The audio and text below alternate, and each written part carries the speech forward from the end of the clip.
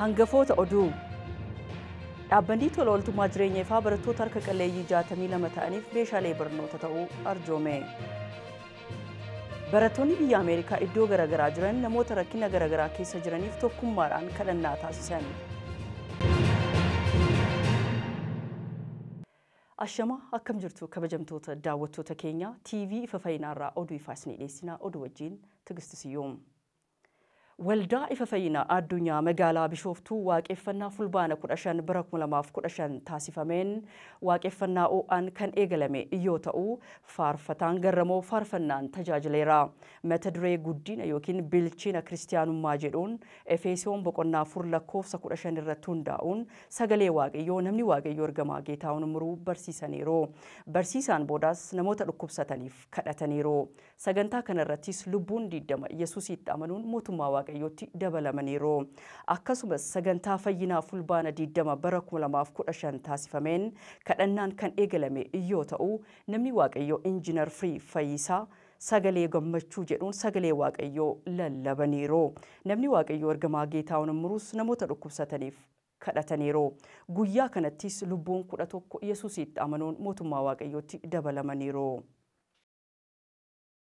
Dhaabbanni tola ooltummaa jireenya ifaa barattoota harka qalleeyyii 62 ta'aniif meeshaalee barnootaaf ta'uu arjoome. Dhaabbanni tola ooltummaa jireenya ifaa haadholee fi ijoollee harka qalleeyyii ta'an deeggarsa gochuun kan beekamu yoo ta'u dhaabbanni kunis nama waaqayyoo ergamaa Geetaawun Umuruu fi haadha warraa isaanii addee Shumee yaadataan kan hundaa'edha. Dhaabbanni kunis waggaa 3 oliif barattoota harka qalleeyyii ta'aniif meeshaalee barnootaaf barbaachisu kan akka korojoo, dabtara, kalama, kophee fi uffata seeraa yookiin yuunifoormiif kan kana fakkaatan guutee fi barsiisaa tureera. Bara 2015 kanas wantoota barattootaaf barbaachisu barattoota harka qalleeyyiif 62 ta'aniif dabtara, qalamaaf kan kana fakkaatan gumaacheera. Sirna kanarrattis kan argaman namni waaqayyoo ergamaa Geetaawun Umuruu ergaa dabarsaniiru. Nagaan isiniif haa ta'u hordoftoonni TV ifa fayyinaa hundumti keessanii amma kan argamaa jirru kunoo mooraa waldaa ifa fayyina addunyaa keessatti argamaa jirra. Egaa akkuma beekamu dhaabbati jireenya ifaa jedhu maatii keenyaan kan hundaa'edha anaaf haadha manaa kootiini. Dhaabbanni jireenya ifaa jedhu kun ijoollota abbaa fi haadha hin qabne akkasumas immoo dubartoota harka qalleeyyii gargaaruu irratti xiyyeeffata jechuudha. Egaa waggaa darbee waggaa sadaffaadha kan inni barsiisaa jiru dhaabbanni kun.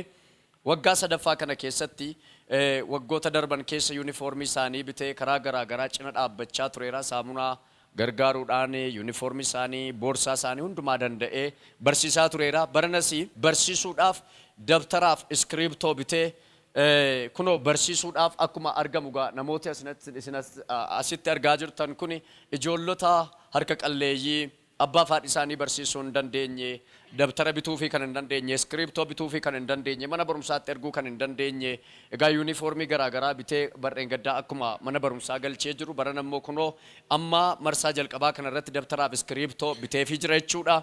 Kanaaf egaa dhaabbanni kun yeroo garaagaraatti hojii gurguddaa hojjechaa jira. Ammas itti fufee hojii gurguddaa kan hojjetu abdii guddaan qaba.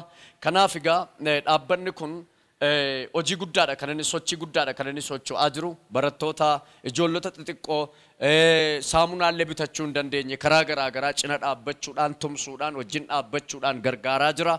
Egaa waaqayyo nu gargaaree qabeenya qabnaaf utuu hin taane waan guddaa qabnaaf utuu hin taane waanuma qabnurraa cabsinee ijoollota kana gargaaraa jirra jechuudha. Dabtarii kana waan salphaa miti gaa birrii guddaadha wanti lafa kanarratti argamu keessumaa bara kana hojii guddaadha. Wanti hundinuu qaala'insi jireenyaa akkuma dabalee jiru kanatti nuun immoo wanta waaqayyo nuuf kennerraa kutuudhaan waan waaqayyo nuuf kennerraa cabsuudhaan kunoo gargaarsa kana gochaa jirra jechuudha. Akkasuma haadhonni isaanii illee booddee kana jiru jechuudha. Isaaniin illee yeroo gabaabaa gidduutti waan isaanii wajjin haasa'aa jirru jira. Maqaan waaqayyoo eebbifamu. Kana caalaatti immoo hojii guddaa akka hojjennu abdii guddaan qaba. Egaa namoonni dhaabbata kana cina dhaabbachuu barbaanna, dhaabbata kana tumsuu barbaanna jettanis nu gaafachuu dandeessu, nu bilbiluu dandeessu, nu quunnamuu dandeessu. Biyya alaas biyya keessa kan jirtani dhaabbata kana tumsuu barbaanna, dhaabbata kana cina dhaabbachuu barbaanna.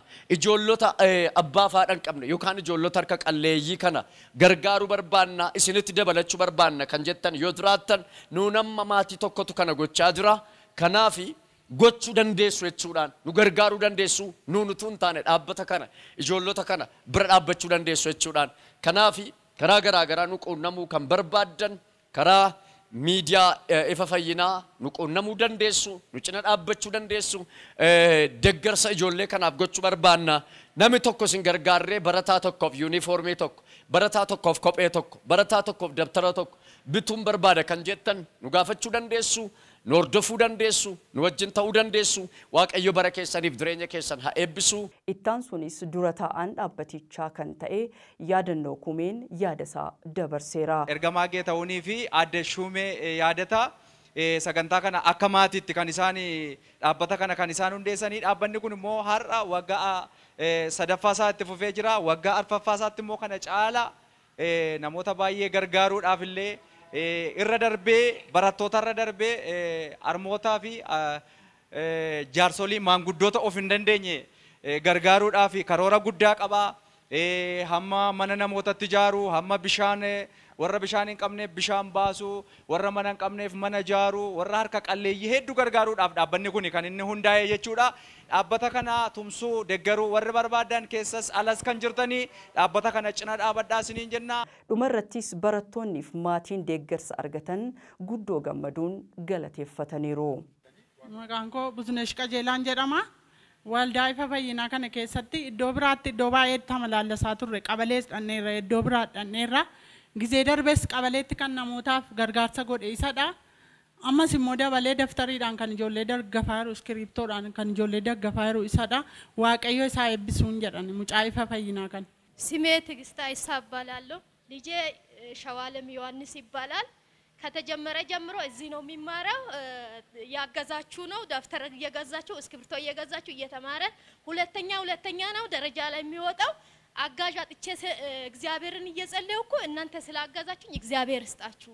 መለ ቦለሰክያ ዳይማ ጥቁሾ ራሺ ባደ ተስመና ቅዱሴ ኢየሱስ ክርስቶስ አመለ ደበላ ዳኒን ሲያይብሱ ና አብራኒ ፋኖሲን ጀደማ ጥቆ ተየተናኒ ባደቶ ኢፋን ዱኛተን አርጋሜ ዮናቱ ጥኖ ቡከ ዳባቹ ረዳበ ሚሳለን ኩርሲለን ዳይማ ራሺ ጥቆን ቀባ አመለን ጎፍታ ኢየሱስ ሲያይብሱ አጋራ ድረሲ akka obboleessaa akka obboleetti na bira hojjetanii na barsiisanii ammalleen Kiristoos si'a eebbisu na jiraadhu.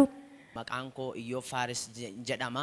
Waaqayyo nama fakkeenya ta'u nuuna godhu dubbachuu otoo hin taane arginee akka waldaa kana nama hojiidhaan geggeessu nama hojiidhaan raawwatee waaqayyoon galateeffatu waaqayyo hundumaa keenya godhu mooraalii nuuf laatameeni gargaarsa nuuf laatameeni fakkeenyaaf sadarkaa argadheera bara kana keessatti waaqayyoof galanni guddaan isaa ta'u inni saatii kana nuuf laate eebbifamu waldaa kiristaanaa ifa fayyaa addunyaadhaaf immoo kanan dubbachuu barbaadu waaqayyo sana eebbisu ayyaana isaatiin jireenya keessan barri keessan ba'uuf galuun keessan eebbifamu tajaajilli kun hin dhaabbatin itti isiniif hafuufu galgalli keessan abareedu jechuun barbaada.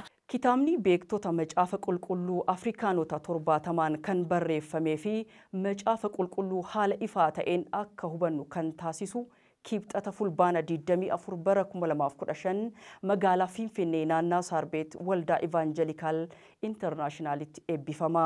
Kitaabni kun mata duree Afrikaan Baayibal Koomentaatarii kan jedhuu fi fuula 1529 kan qabuu fi dhaabbata maxxansaa SIM Itiyoophiyaan kan maxxanseedha. Dhaabbanni SIM Itiyoophiyaa waggoota 70f kitaabolee waldaalee ijaaranii fi barumsa sobaarraa kan eegan kitaabolee hedduu maxxansiisuun kan beekamu dhaabbata hafuuraati.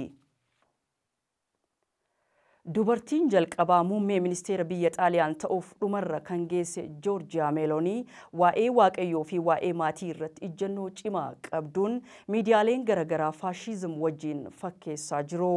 Ganna 45 kan taate Joorjiyaa Meeloonii dura ta'aa paartii obboloota Xaaliyaan yoo taatu paartiin ishee dhibba keessaa parsantaa 26 teessoo argachuun muummee ministeera biyya Xaaliyaan akka taatu eeggamaa jirti.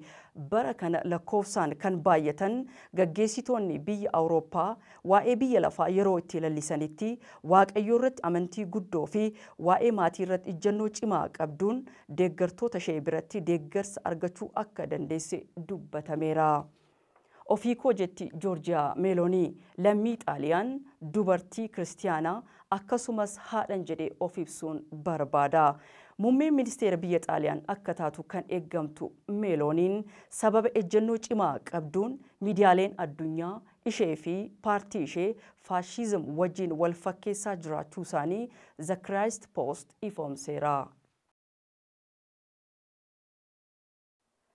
Biyya Ameerikaa Kaalifoorniyaatti kan argamu ministiriin DNA of the Kingdom dhaabbilee sababa walitti bu'iinsaan miidhamaniif deeggarsaaf kan oolu birrii miliyoona 23 kan tilmaamamu qorichaa fi meeshaalee wal'aansaaf gargaaran deeggarsa godhaniiru. Deeggarsicha kan kennan gaggeessaan ministerichaa Paaster Taamiraat Haayilee yommuu ta'an sirna walharka fuudhinsaa irratti haasaa taasisaniin waamicha mootummaan taasiseen deeggarsichi lammiilee Itoophiyaa Saakiraamintoo Kaalifoorniyaa jiraataniin kan walitti qabame ta'uu ibsaniiru. Deeggarsicha ministeerri fayyaa Dr. Liyaa Taaddasan mooraa qopheessitoota qoricha Itoophiyaa harka fuudhaniin deeggarsicha kan godhaniif ministeerri DNA of the Kingdom maqaa hawaasa tajaajilamtootaatiin galateeffataniiru. Deeggarsa isaanis akka itti fufan dhaamsa dabarsaniiru. Barattoonni biyya Ameerikaa iddoo garagaraa jiran namoota rakkina garagaraa keessa jiraniif tokkummaan kadhannaa taasisan. Taammana Dagguu dabalata qaba. Barattoonni biyya Ameerikaa iddoo garaagaraa jiran namoota rakkina garaagaraa keessa jiranii fi tokkummaan kadhannaa taasisan. Barattoonni mooraa manneen barnoota guutummaa biyyattii keessatti argaman walitti qabamaniin hiriyoota isaanii, manneen barumsaa isaanii, hawaasa isaanii fi namoota hin fayyineef kadhannaa taasisuu isaanii ibsame. Waggoota 32 darbanii barattoonni baatii adoolessaa keessaa utubaa alaabaa mana barumsaa isaanii jalatti walitti qabamuun hiriyoota isaanii, barsiisota isaanii, mootummaa fi saba isaaniif kadhachuun isaanii ibsame. Barattoonni Ameerikaa torbee kana saala wal fakkaatuun walitti qabamuun sagalee abdiif jajjabinaa dubbachuu isaanii ibsamee jira. Seenaa keessatti sochii dammaqiinsaa hafuura biyya Ameerikaa keessatti wayita taasifame irratti dargaggoonni adda durummaan hirmaachaa akka turan Daayirektarri dirree biyyoolessaa Daag Kilaarkii ibsaniiru. Dargaggoota kunuunsuunis garee biyyaa fi faayidaa guddaa akka qabus ibsanii jiru. Matirri baranaa dhaadannoo abidda jedhuun Roomee boqonnaa 12 lakkoofsa 11 hanga 12 irratti hundaa'uun kan jalqabame yommuu ta'u, waa dhimma baasuudhaaf hin dhibaa'ina, hafuura gubaa qabaadhaa, gooftichaaf ofirraa bu'aa hojjedhaa, abdii qabdanitti gammadaa, rakkina obsaa waaqayyoon kadhachuutti cimaa jechuun gooftaa tajaajiluuf quuqama akka qabaatanis gorsanii jiru. Kilaark akka jedhanitti barattoonni hedduun yeroo weerara COVID-19 keessatti adda bahuun dhiphinaaf sammuu fi yaaddoo dandamachuu danda'aniiru jedhaniiru. Gabaasni CBN akka ibsutti fayyaan sammuu dargaggoota Ameerikaa dhiyeenya kana sababa weerara vaayirasiitiin sadarkaa yaaddoo kanaan dura mul'atee hin turrerra hammaachaa akka dhufes ibsanii jiru. Qorattoonni wiirtuu to'annaaf ittisa dhukkubaa jalqabaa bara 2021 akka ibsetti shamarreen umriin isaanii waggaa 12 hanga 17 ta'an keessatti yaalii of ajjeessuu taasisan parsantii 51 akka dabales ibsanii jiru. Ogeessi sammuu Kiristaan Daani'el CBN'tti akka himanitti ji'oota 20 darban keessatti yaaddoof dhiphinni sammuu dargaggoota dachaa lamaan akka dabale ibsanii jiru. Itti dabaluunis dargaggoonni keenya diinaan gaaga'amaa waan jiranii fi isaan irratti xiyyeeffachuuf isaaniif kadhachuun barbaachisaa akka ta'es gorsanii jiru. Viidiyoo kallattiin darbeenis barattoonni carraa kanaan wal jajjabeessuu fi waliifis kadhachuu danda'aniiru. Kadhata isaanii keessattis fakkeenya akka ta'anii fi ifa biyya lafaa ta'uun akka qabanis ibsanii jiru. Barattoonni walgahii kana irratti yaada kennaniin namoota hin amanneef akkasumas rakkinaaf dhukkuba garaagaraa ari'atama keessas kan jiraniif kadhachuu akka itti fufanis ibsanii jiru. Waaqayyo addunyaaf abdii hin kutanne nuyis abdii hin kutannu jechuunis wal jajjabeessaniiru. Kilaark CBN'tti akka himanitti barattoonni quuqamaa fi kaka'umsa hojii wangeelaa hojjechuu akka qabanis gorsanii jiru. Barattoonni kaampaasii garaagaraa keessa jiran walitti qabamuun guyyoota 5f mooraa mana barumsaa isaaniitti walitti qabamuun kadhannaa akka taasisan ibsanii jiru. CBN'tu gabaase. Egaan kabajamtoota daawwattoota keenya oduu keenya golobaan dura hangafoota oduu si yaadachiisa. Dhaabbanni tola ooltummaa jireenya ifaa barattoota harka qalleeyyii 62 ta'aniif meeshaalee barnoota ta'uu arjoome. Barattoonni biyya Ameerikaa iddoo garaagaraa jiran namoota rakkina garaagaraa keessa jiraniif tokkummaadhaan kadhannaa taasisan. Egaa kabajamtoota daawwattoota keenya oduu torban kanaaf isinii qopheessine kana fakkaata ture kasin faana ture Tigist Siyyum torban oduu biraa wajjin hamma ol agarutti horaa bulaa deebana.